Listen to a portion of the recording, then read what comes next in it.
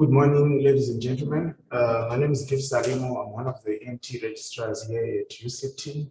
I'm going to take you through a presentation on a case that we managed here at Buccal Squamous Hospital.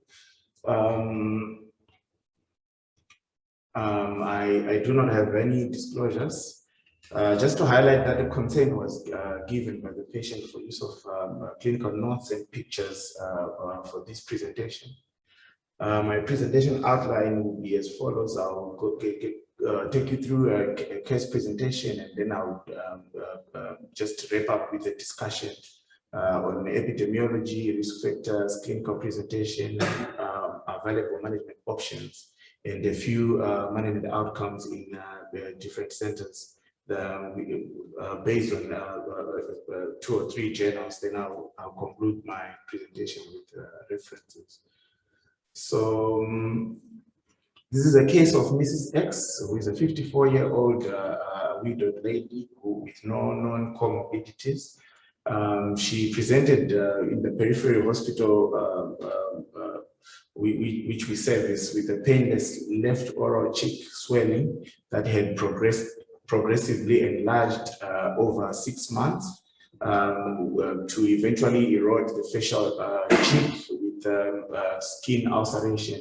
It became a progressively fast left facial swelling, with skin forming a central wound that had bleeding on the central part of it.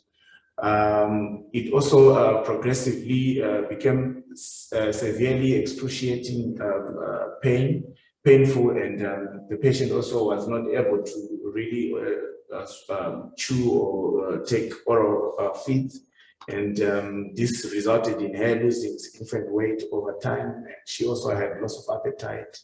She also developed nasal congestion with some rhinorrhea of some sort. However, she had no hearing loss, no visual symptoms, no odynophagia or dyspnea. She also did not have any otalgia. On the past medical surgical history, the patient had no known chronic illnesses. She was HIV negative and had no history of allergies. Of note, she only had one previous cesarean section about 17 years ago. She's a domestic worker with 5 children, and she was a heavy smoker with approximately about 50 peck years of smoking. She also said she occasionally drinks alcohol. She lives with her children in the periphery of Western Cape.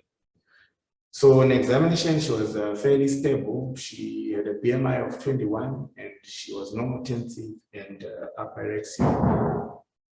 On examination of the local area, you can see she had a huge exophytic ulcerated mass on the left side of her cheek, which had some necrotic center, and it extended to the left superior alveolar region. Had a mild to moderate trismus, and also of note, she had poor oral hygiene with poor dentition. On the examination of the neck, she had level 1 and 2 lymph node, and also multiple submandibular small lymph nodes. She also had cranial nerve fallout, cranial nerve number 5 and 7, with sparing of the temporal branches of the facial nerve. She also had numbness of her chin on the left side. However, she had no more extraocular movement bilaterally. Regarding blood workout, it was essentially normal. She was HIV negative, and her COVID test was negative. So a biopsy was done of the primary tumor, which came in with the tissue diagnosis of invasive moderately differentiated keratinized squamous cell carcinoma. Regarding investigations, obviously we did radiological investigations with the chest X-ray, which was essentially normal. And her CT scan showed a mass in the left side of the cheek eroding through the anterior and lateral aspects of the maxillary sinus. We measuring about 5 centimeters in greatest diameter. This is the coronal that also sees shows the extent of erosion of the maxillary sinus at the superior alveolar region. However, you can see the other parts of the orbits and the maxilla were essentially normal. This is a CT scan of the neck that just shows you on the left side level 2 necrotic lymph node that was enlarged. So the report for the CT scan just highlighted that there was a predominantly a homogeneous enhancement of left facial mass, which was measuring about 6 by 5 by 5 centimeters, with destruction and erosion of the left maxilla with ipsilateral intrapharyngeal extension. They also noted that there was a poor plane of separation between the lesion and the left tongue, with associated posterolateral walls of the left maxillary sinus.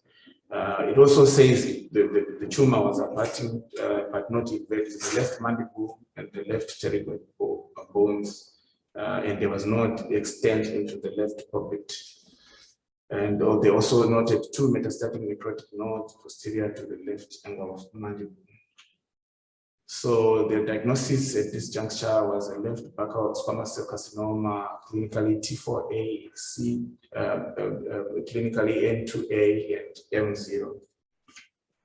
So regarding the management of the patient, of note, because of the patient was discussed in a multidisciplinary approach setting with the oncologist on board, the radio oncologist on board, the ENTs and the maxillofacial surgeons. And the patient was given cisplatin as an induction chemotherapy, and she had a baseline audiogram that was essentially normal. So you can see there is a huge, the tumor shrank from a huge exophytic tumor before induction chemo to a fairly smaller size of the tumor on the right picture. So the patient was prepped for surgery after the discussion in the multidisciplinary team meeting, and she consented for panendoscopy and wide local excision of the primary tumor with left modified radical neck dissection type 2 and an anterolateral thigh flap to cover the defect plus a tracheostomy.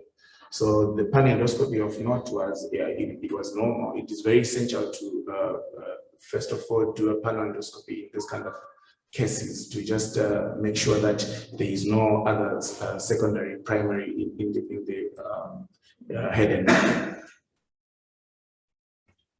So the primary tumor was resected with partial maxillectomy, which was basically justified given that there was superior alveolar ridge invasion. And there was also an anterior 2 centimeters of mandible that was resected and left free flow floating.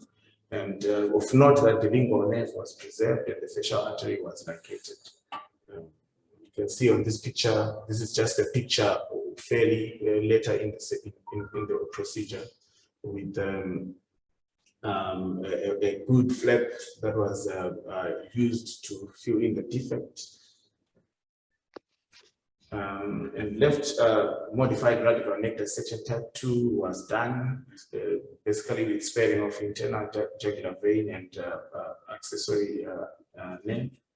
You can see here the accessory nerve is retracted away from this operating field with the internal jugular vein intact.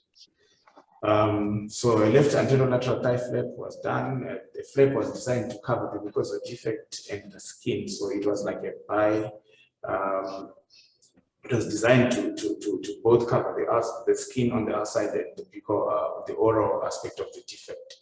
And then anastomosis to the left superficial temporal artery was done with the flap artery, and the flap vein was also anastomosed to the internal jugular vein. So this is basically at the end where all was done. So you can see a very nice flap that was done, and staples that were put over the incision for neck dissection with wound closure and the tracheostomy in situ. And the patient was dressed and prepped for post-op management. So post-op, this is just forward after surgery.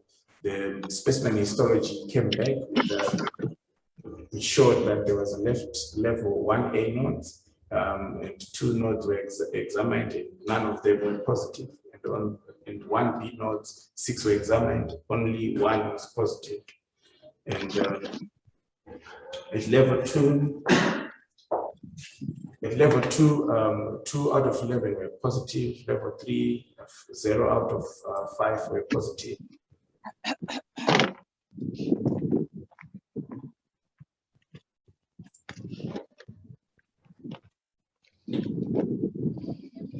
And at level 4, 0 out of 21 nodes were positive, and level 5, only 1 was positive out of 6.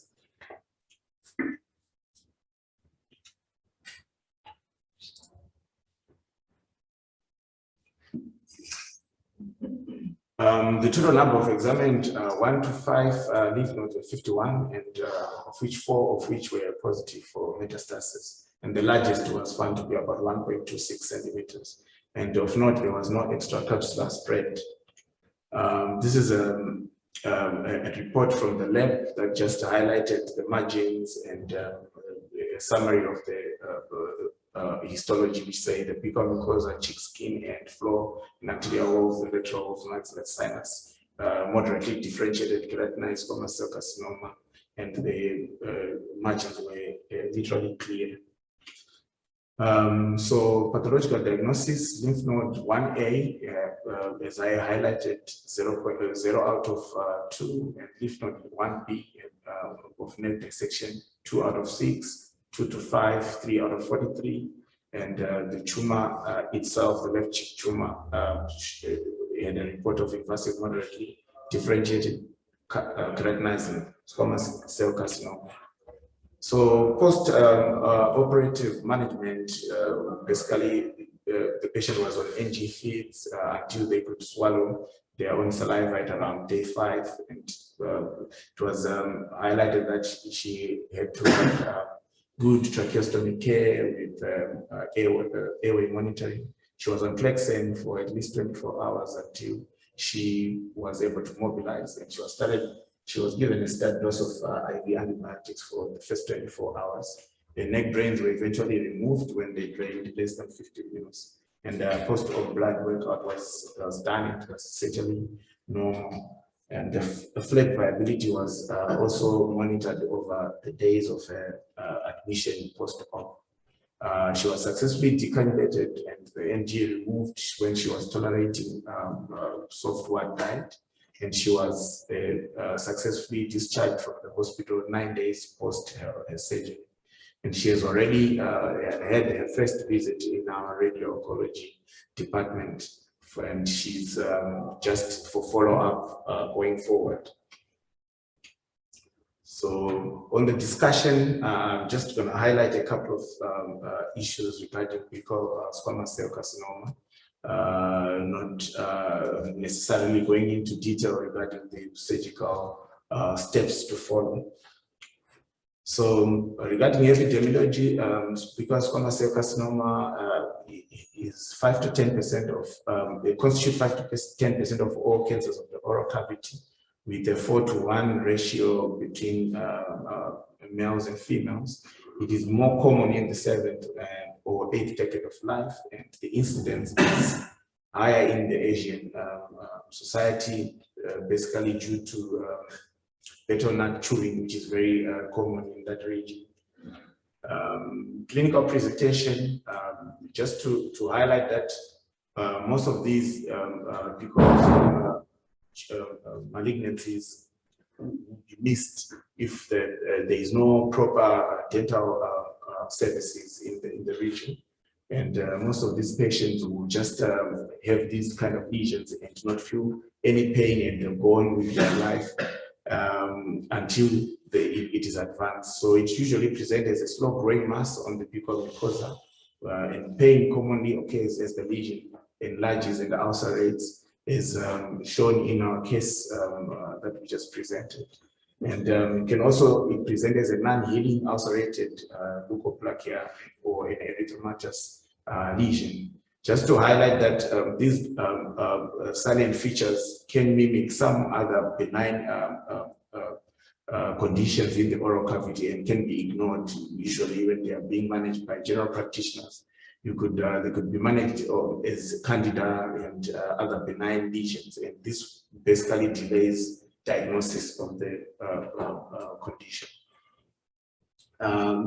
Associated symptoms when the tumor enlarges, it can bleed when they ulcerate through the buccal skin. Then you can also have poor denture fitting, facial weakness or sensory changes, basically your trigeminal nerve, your facial nerve.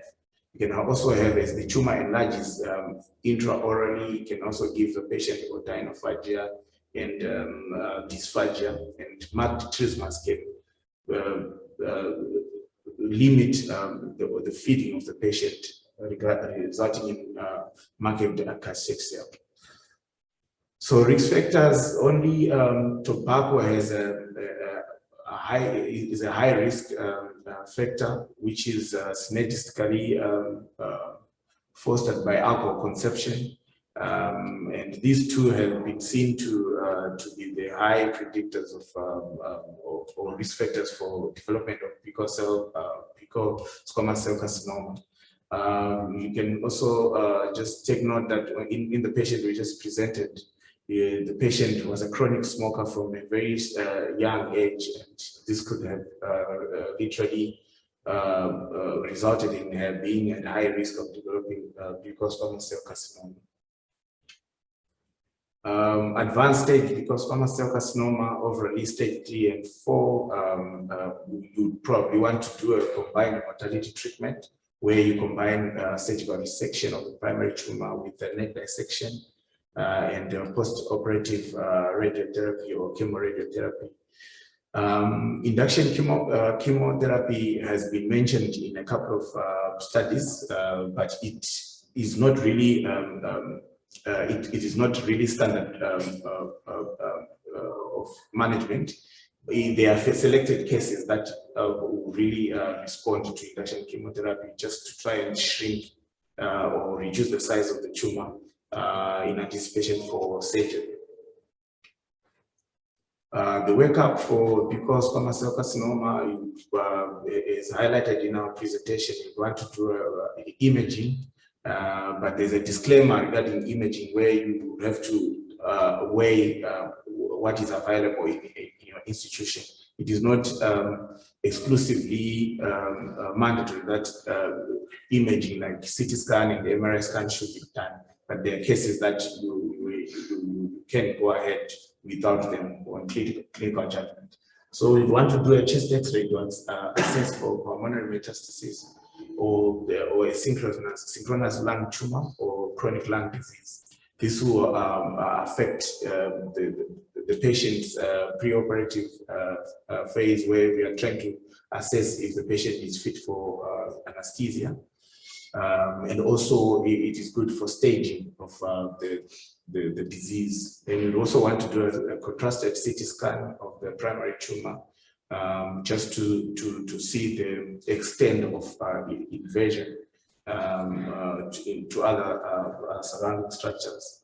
An MRI is not a mandatory investigation, but in where it is accessible, it is also very useful to just outline and highlight soft tissue extension.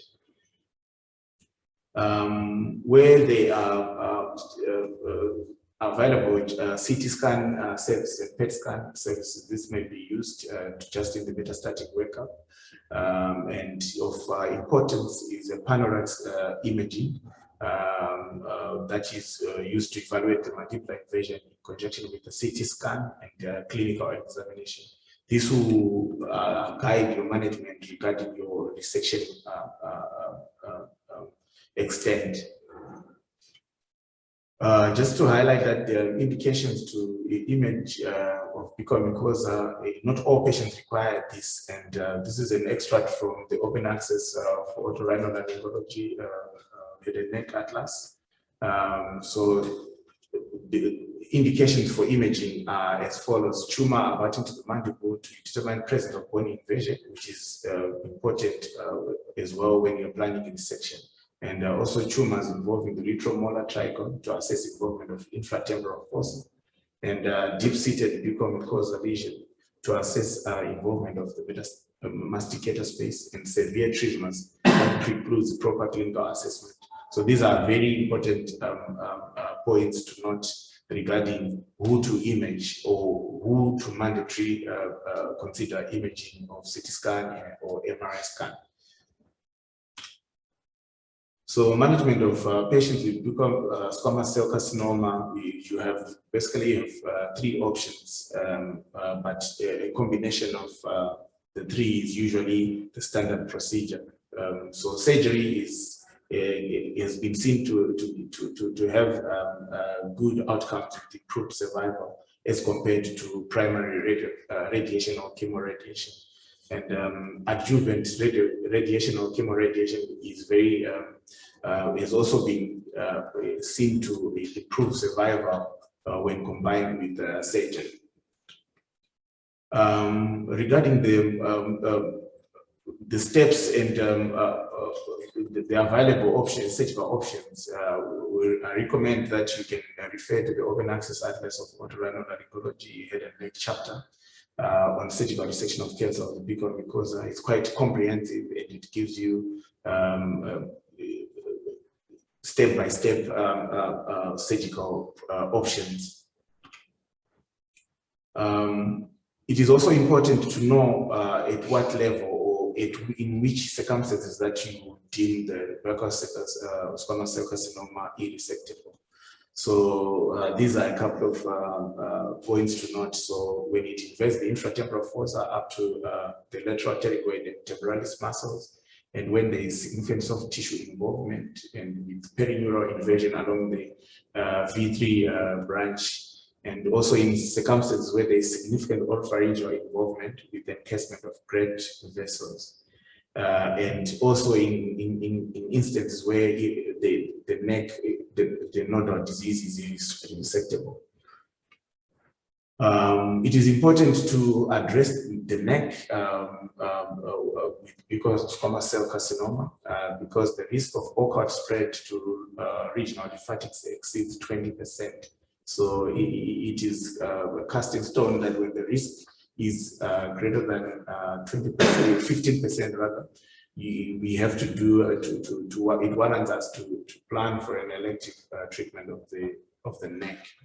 And in the case of our patient, she had an ipsilateral modified radical neck dissection that the histology confirmed a few positive notes.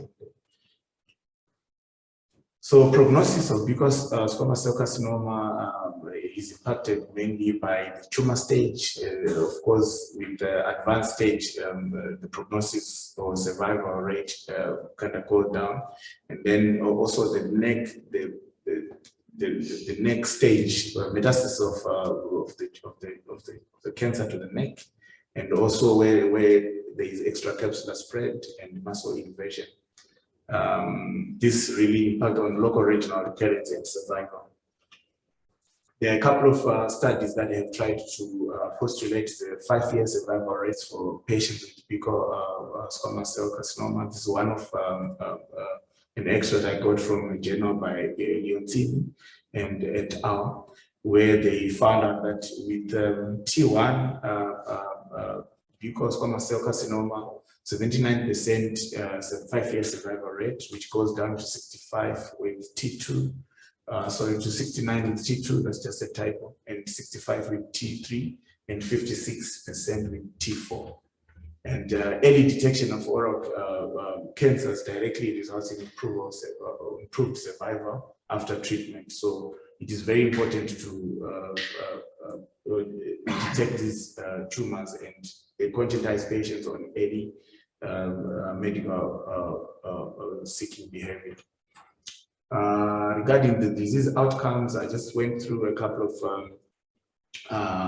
journals and selected just two to highlight where they had followed patients for a retrospective study over 40 years to kind of see the outcomes. So this is one of them where they followed up with notes and records of patients over 40 years, and the outcomes were like were surgical therapy outcome for 40 years. A retrospective review was done with which showed the high disease-free survival rates with surgery, and neck dissection in the younger age were associated with favorable prognosis.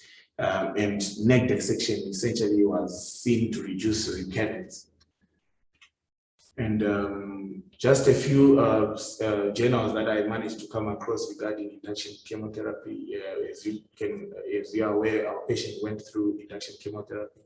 They found that patients who achieved at least a partial response to induction chemotherapy, in the case of our patient, the tumor looked like it had responded to induction chemotherapy. They had a more favorable outcome with ensuring organ preservation.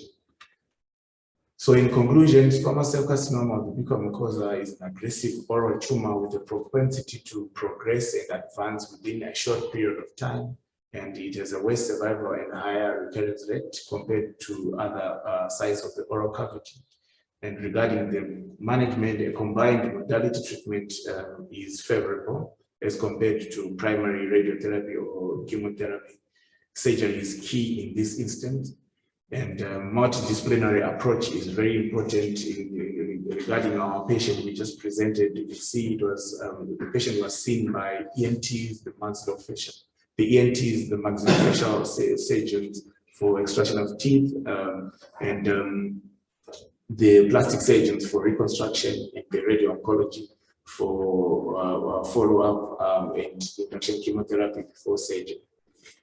I think those are my references. That's the end of my presentation.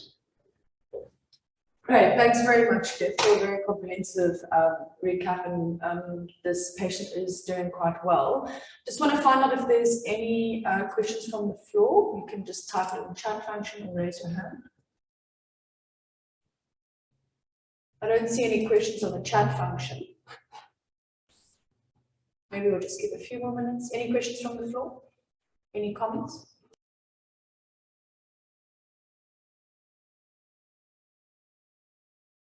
If you've done so well, there's no questions. Great. Thank you everyone for joining this morning. I think there's no further questions. Yes. Sorry, there is a comment. We just got getting a comment from our head and neck fellow, Randyama. Thank you, Lisa. Good morning, everyone. I'm Anja Jamalal, head and neck fellow here at the UCT. Thank you, Gift, for this excellent presentation with excellent review of buccal management of buccal mucosa squamous cell carcinoma. I just want to resume a certain point of management for this case. In general, the management of oral cavity cancer and buccal mucosa squamous cell carcinoma is a primary surgical resection of a tumor, followed by a post-operative radiotherapy, plus with or without chemotherapy. But in some cases, for some local advanced Buccal SCC, neoadjuvant chemotherapy may be attempted. And the case that Gift presented us is highlighting the role of this neoadjuvant chemotherapy in local advanced chemotherapy, even though not all buccal squamous cell carcinoma is responding to this neoadjuvant chemotherapy. And it allows to downgrade the tumor in terms of the size. It is clinically evaluated, and we could see in the slides of Gift the comparison between the clinical stage of the skin extension of this cancer before and after neoadjuvant chemotherapy. So the goal is just to improve the disease-related outcomes in terms of oncologic outcomes. And it was proved clinically, and if you do remember, proved histologically as well. We could have a clear margin for these cases. And a second goal is to improve the chances of preserving the function. So, thanks. Fantastic. Thank you, Irish. Thanks for that.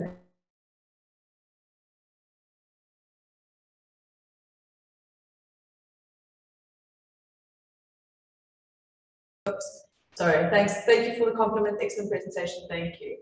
Are there any other questions or comments after the last comment? I don't see any more questions. So with that, I'm going to end the meeting. Thank you all for joining us. I just wanted to make a special mention that we will have an academic presentation on Wednesday.